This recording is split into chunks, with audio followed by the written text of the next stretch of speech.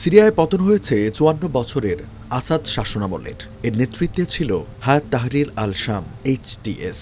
এবার দেশটিতে গঠন হচ্ছে নতুন সরকার, যেখানে সরকার গঠনে নিজেদের বিদ্রোহী অতীতকে সরিয়ে রেখে সব বিদ্রোহী গোষ্ঠীর সমর্থন চাইছেন দেশটির বিদ্রোহী গোষ্ঠীর প্রধান নেতা আহমেদ হোসেন আল শারা। এরই অংশ হিসেবে ২৪ ডিসেম্বর গোষ্ঠীগুলোর নেতাদের সঙ্গে একটি চুক্তি করেছেন এই নেতা। চুক্তি অনুযায়ী সব গোষ্ঠী ভেঙে প্রতিরক্ষা মন্ত্রণালয়ের অধীনে একত্রিত করা হবে বলে এক প্রতিবেদনে জানিয়েছে রয়টার্স, যেখানে অন্তর্বর্তীকালীন সরকারের প্রতিরক্ষা মন্ত্রী হিসেবে নিয়োগ দেওয়া হয়েছে মুরহাফ আবু কাশরাকে। এর আগে ২২ ডিসেম্বর আল শারা জানিয়েছিলেন, রাষ্ট্রের নিয়ন্ত্রণের বাইরে কোনো অস্ত্র থাকতে দেওয়া হবে না।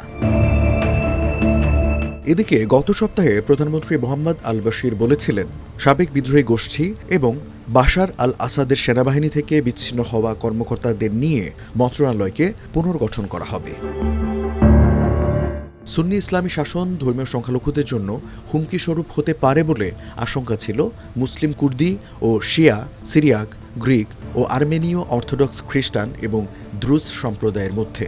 তবে রয়টার্স তাদের প্রতিবেদনে বলছে, রাষ্ট্রীয় সংবাদ সংস্থা সানা থেকে প্রকাশিত ছবিতে দেখা যায় সারার সঙ্গে বিভিন্ন সশস্ত্র গোষ্ঠীর প্রধানরা বসে আছেন, তবে উত্তর পূর্ব সিরিয়ার কুর্দি বাহিনীর কোনো প্রতিনিধি সেখানে ছিলেন না। যদিও আল সারা জানান, কুর্দি নেতৃত্বাধীন সিরিয়ান ডেমোক্রেটিক ফোর্সেসকেও একীভূত করা হবে।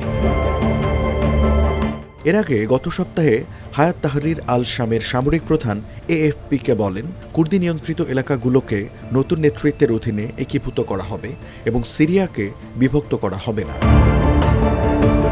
এদিকে পশ্চিমা কর্মকর্তাদের সঙ্গে আলাপকালে আল শারা জানান, তার নেতৃত্বাধীন ইসলামী গোষ্ঠী হায়াত তাহরির আল শাম HTS তাদের প্রাক্তন শাসন ব্যবস্থার বিরুদ্ধে প্রতিশোধ নেবে না বা কোনো ধর্মীয় সংখ্যালঘুকে দমন করবে না। তিনি পশ্চিমা কর্মকর্তাদের আরও আশ্বস্ত করে বলেন, তার প্রধান লক্ষ্য হল পুনর্গঠন, অর্থনৈতিক উন্নয়ন। তিনি কোনো নতুন সংঘাতে জড়াতে আগ্রহী নন।